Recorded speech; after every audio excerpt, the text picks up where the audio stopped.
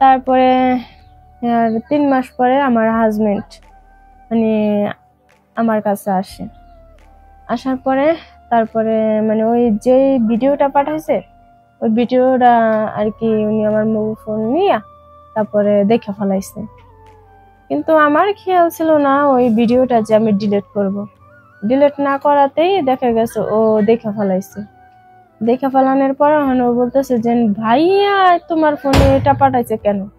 আমি বলে কি যে শোনো, পাঠাইছে এভাবে পাঠাইছে। সে বলে কি না তুমি আমার ভাইয়ের সাথে সম্পর্ক করো, বড় ভাইয়ের সাথে। আমি আরে না, এভাবে সে পাঠাইছে, ঠিক আছে, এভাবেই পাঠাইছে। আমি একা একা থাকি, সবসময় তোমার কাছে পাই না, এজন্য সেই ভিডিওটা পাঠাইছে। তো সে তো খারাপ মন্তব্য করে পাঠায় নাই। তারপরে তার সঙ্গে আমার সঙ্গে অনেক গ্যাঞ্জাম হয়েছে। এটা নিয়ে গ্যাঞ্জাম হওয়ার পর ওনার সঙ্গে আমার সঙ্গে ডিভোর্স হয়ে গেছে। ডিভোর্স হয়ে যাওয়ার পর তারপর আমি ঢাকা চলে আসলাম আবার। আসসালামু আলাইকুম, সবাই কেমন আছেন? আশা করি সবাই ভালো আছেন। আমি শারমিন আক্তার, আমার বাড়ি হচ্ছে যে নরসিংদী। তো জীবনে অনেক গল্প অনেক সময় শুনেছেন, মানুষের জীবনে দুঃখ কষ্ট থাকতেই পারে, তাই মানুষের ক্যামেরার সামনে আসে।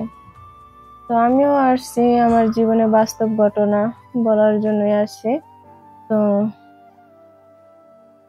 এক পর্যায়ে আমার একটা বিয়ে হয়েছে। বিয়ে হওয়ার পর ওরা হয়েছে যে 3 ভাই। ও হলো সবার ছোট ভাইদের মধ্যে। তারপরে আমাদের বিয়েটা হলো।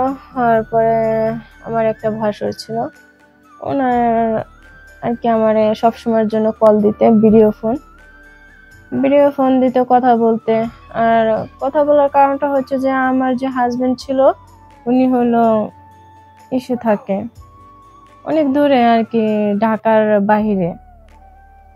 সেখানে উনি ভাঙ্গারির ব্যবসা করে, সেখানে উনি সারাদিন রাত ওখানেই থাকে। হয়তো মাসে যদি মনে চায় তাহলে 2 মাস 1 মাস পরে আসে, এছাড়া আসে না। আর আমি ফোন দিলেও দেখা গেছে ও ফোনটা ধরে না, ঠিক মতো আমাকে সময় দেয় না, কথা বলে না। তো আমার একটা ভাসুর ছিল, ওই ভাসুরে মানে সবসময়ের জন্য আমাকে ভিডিও কল দিতে, কিন্তু সামনাসামনি কথা হতো না। সবসময়ের জন্য ভিডিও কল দিতে, কথা বলতে, আমি খাইছি কি খাইছি না সেটা জিজ্ঞেস করে। তারপর একদিনকে আমি বললাম কি ভাইয়া আপনি আমার এত খোঁজ খবর নেন, আপনার ভাই তো একবার আমার ফোন দিয়ে খোঁজ খবর নেয় না। সে বলে কি থাক, সমস্যা কি, ও তো ছোট, ও তেমন কিছু বোঝে না, সমস্যা নাই। তো কি হয়েছে, আমি তোমার তো খোঁজ খবর নেই এটা বললো।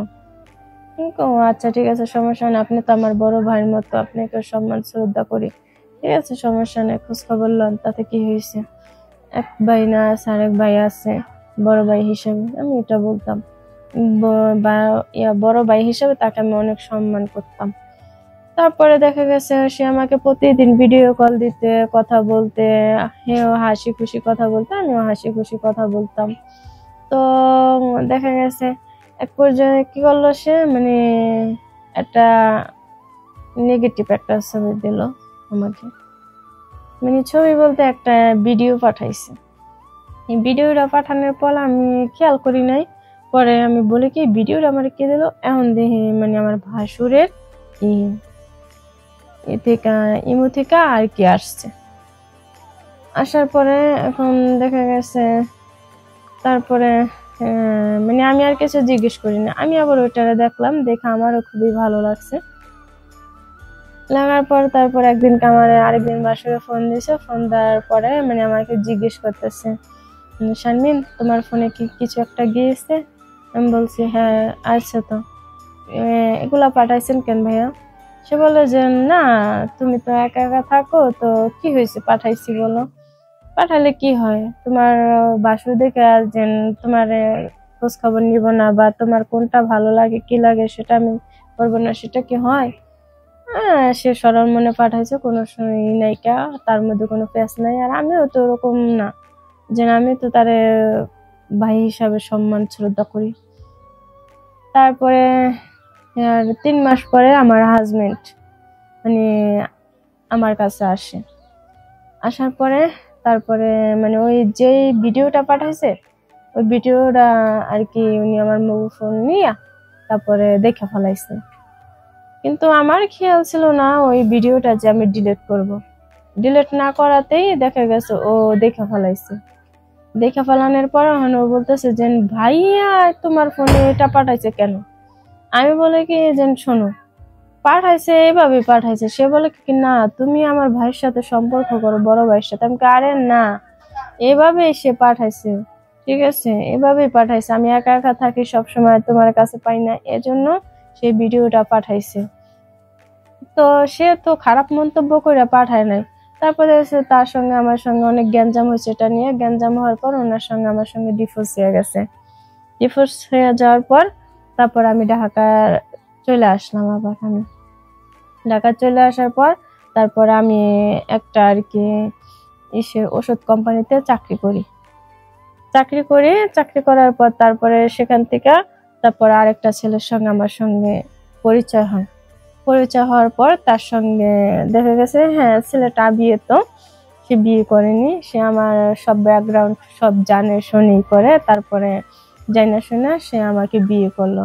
বিয়ে করার তার পরিবার নিয়ে তারপরে বিয়ে করছে।